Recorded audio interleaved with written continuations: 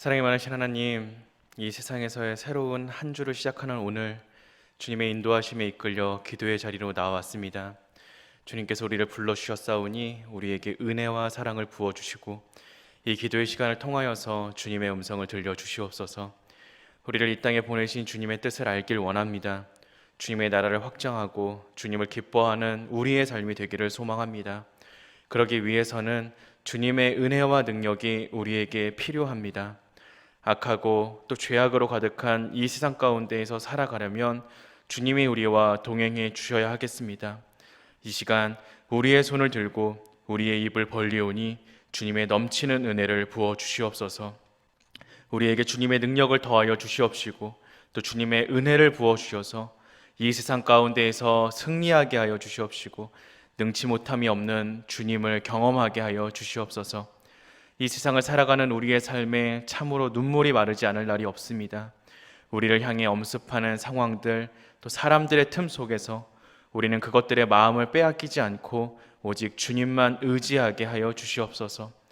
그렇게 동행하시고 사랑을 부어주실 주님을 오늘 이 시간 만나길 소망합니다.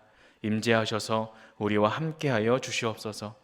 감사드리며 이 모든 말씀 우리 주 예수 그리스도 이름으로 기도드립니다. 아멘. 우리 찬송가 455장 함께 찬양하시겠습니다.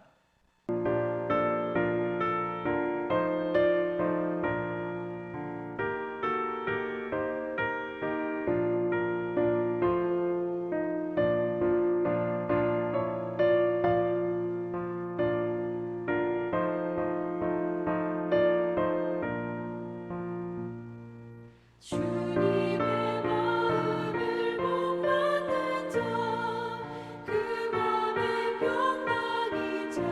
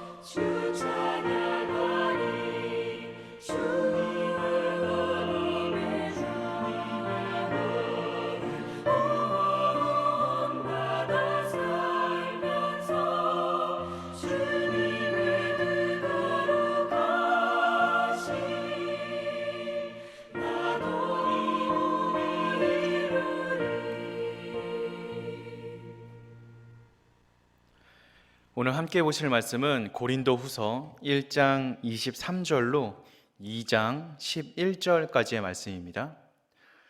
고린도후서 1장 23절부터 2장 11절까지 제가 읽도록 하겠습니다. 내가 내 목숨을 걸고 하나님을 불러 증언하시게 하노니 내가 다시 고린도에 가지 아니하는 것은 너희를 아끼려 함이라. 우리가 너희 믿음을 주관하는 것이 아니요 오직 너희 기쁨을 돕는 자가 되려 함이니 이는 너희가 믿음에 섰음이라. 내가 다시는 너희에게 근심 중에 나아가지 아니하기로 스스로 결심하였노니 내가 너희를 근심하게 한다면 내가 근심하게 한 자밖에 나를 기쁘게 할 자가 누구냐. 내가 이같이 쓴 것은 내가 갈 때에 마땅히 나를 기쁘게 할 자로부터 도리어 근심을 얻을까 염려하며 또 너희 모두에 대한 나의 기쁨이 너희 모두의 기쁨인 줄 확신함이로라. 내가 마음에 큰 눌림과 걱정이 있어 많은 눈물로 너희에게 썼노니 이는 너희로 근심하게 하려 한 것이 아니요 오직 내가 너희를 향하여 넘치는 사랑이 있음을 너희로 알게 하려 함이라. 근심하게 한 자가 있을지라도 나를 근심하게 한 것이 아니요 어느 정도 너희 모두를 근심하게 한 것이니 어느 정도라 함은 내가 너무 지나치게 말하지 아니하려 함이라. 이러한 사람은 많은 사람에게서 벌 받은 것이 마땅하도다. 그런즉 너희는 차라리 그를 용서하고 위로할 것이니 그가 너무 많은 근심에 잠길까 두려워하노라. 그러므로 너희를 권하노니 사랑을 그들에게 나타내라.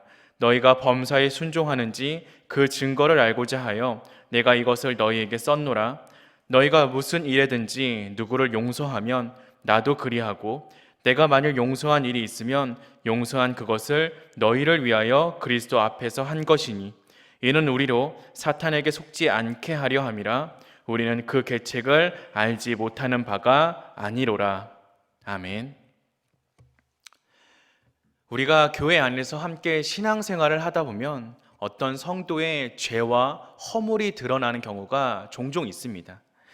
이러한 경우 교회에서는 징계를 통하여서 그 잘못과 허물 그리고 죄를 바로 잡게 됩니다. 그런데 징계의 목적을 우리가 명확하게 하지 않는다면 우리는 징계를 내리는 그리고 징계를 진행하는 그 과정을 통하여서 우를 범할 위험이 있습니다. 본문에서는 바울이 징계의 목적에 대해 이야기하고 있습니다. 우리가 이 말씀을 통하여서 주님의 은혜를 함께 나누도록 하겠습니다. 죄를 지은 성도가 있다면 그 성도는 죄로 인하여서 애통하고 근심하게 됩니다. 마음의 애통함 그리고 그 근심함이 외적인 회개로 드러날 수 있도록 교회는 그를 징계로 다스려야 할 것입니다. 그런데 교회는 유기적인 공동체입니다. 그렇기 때문에 죄를 단순히 한 사람의 문제로 축소시키는 것은 옳지 않습니다. 다시 말하면 교회 공동체는 한 지체가 범한 죄를 그 사람의 잘못만으로 돌려서는 안 된다라는 것입니다. 그 사람의 죄와 허물을 함께 끌어안을 수 있어야 하며 그 죄와 허물로 인하여서 함께 아파할 수 있어야 합니다. 다른 성도들이 그 사람을 위하여서 함께 기도해 주지 못한 것, 여러 지체가 평소에 그 사람에게 관심을 기울여 주지 못한 것, 그에게 하나님의 말씀으로 조언해 주지 못한 것, 이 모든 것들을 우리가 함께 회개하고 함께 아파할 수 있어야 한다는 얘기입니다. 교회 공동체는 한 지체에게 징계를 내릴 때에 그 사람을 정죄하는 입장에 서지 않을 수 있도록 조심할 수 있어야 합니다. 징계를 내리되 그 죄에 대한 공동체적인 근심과 회개를 동반해야 한다라는 이야기입니다.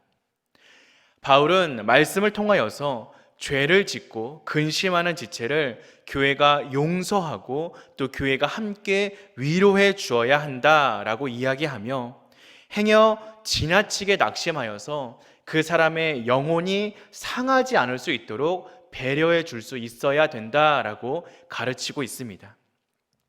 이처럼 징계의 첫 번째 목표는 공동체적인 회개가 되어야 합니다. 이어서 징계의 두 번째 목표는 공동체적인 용서가 되어야 합니다.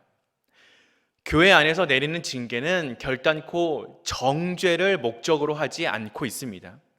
치유와 회복, 이것이 바로 징계의 목적이 되어야 합니다. 교회 공동체가 행하는 징계에는 용서가 전제되어야 합니다. 하나님이 우리의 죄를 들춰내시고 징계하는 목적 역시 우리를 회복시키기 위함임을 우리는 기억할 수 있어야 합니다. 하나님은 우리가 회개하면 우리가 다시 그분의 자녀된 신분을 누릴 수 있도록 우리를 용서해 주십니다. 용서의 과정을 통하여서 우리는 하나님께서 그리스도 안에서 죄인들을 품으시고 용서하신 그분의 사랑 안으로 들어갈 수 있습니다. 용서를 통해 하나님의 사랑이 우리 안에서 온전해지는 것입니다. 그리고 마찬가지로 교회 공동체는 하나님이 기대하시는 용서의 공동체로 성숙할 수 있습니다. 징계가 온전하게 행해진다면 교회 공동체는 징계의 마지막 단계에서는 기쁨을 경험할 수 있게 됩니다. 회개의 열매는 기쁨입니다. 사도 바울은 자기를 고린도 교회 성도들의 기쁨을 돕는 사람이다 라고 소개하고 있습니다. 바울은 고린도 교회 안에서 이 기쁨이 회복되기를 기대하며 공동체의 영적 질서를 무너뜨린 지체에 대한 용서와 위로를 촉구하고 있습니다. 우리가 잘 알고 있는 돌아온 탕자의 이야기를 기억해 보십시오. 집을 나간 둘째 아들이 돌아오자 아버지는 큰 잔치를 벌이면서 큰아들에게 이렇게 이야기합니다. 우리가 즐거워하고 기뻐하는 것이 마땅하다. 다윗 역시 참회의 시편을 통하여서 회개 이후에 자기에게 구원의 즐거움을 회복시켜 달라라고 기도하고 있습니다. 성경이 가르치는 징계는 차가운 원칙의 회초리를 휘두르는 것으로 그 임무를 끝내지 않고 있습니다. 성경적인 징계의 마지막에는 반드시 회복된 개인 그리고 회복된 공동체가 함께하는 기쁨이 기다리고 있습니다. 징계에는 죄인의 회복을 바라시는 하나님의 사랑이 녹아있기 때문입니다. 때때로 성도가 죄로 인하여서 교회를 어지럽힐 때가 있습니다. 이럴 때 교회는 회복을 위하여서 반드시 징계의 절차를 밟아야만 합니다. 하나님께서는 그 징계를 통하여서 교회 안에 용서와 회복 그리고 기쁨을 회복시켜 주실 것입니다. 그리고 이 땅의 교회를 참된 그리스도의 몸으로 세워 나아가 주실 것입니다.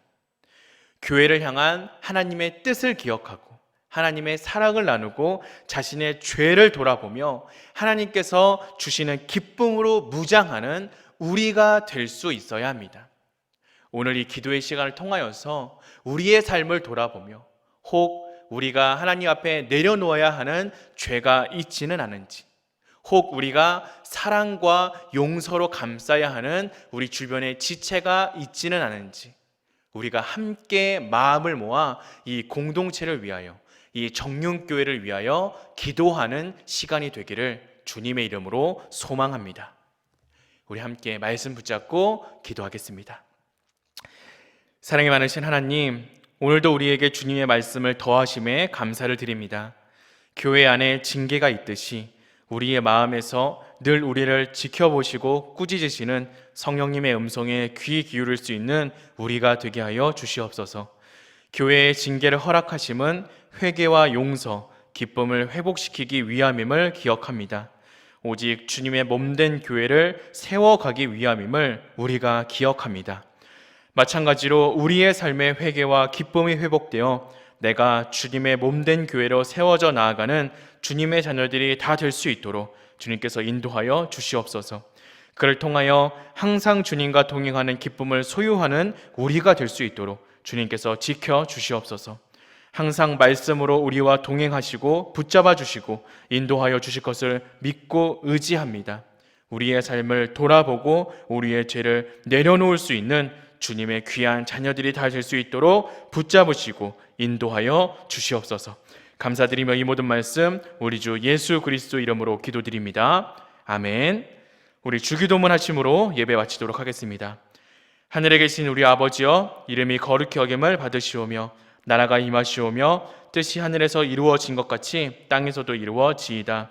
오늘날 우리에게 일용할 양식을 주시옵고 우리가 우리에게 죄 지은 자를 사하여 준 것 같이 우리 죄를 사하여 주시옵고 우리를 시험에 들게 하지 마시옵고 다만 악에서 구하시옵소서.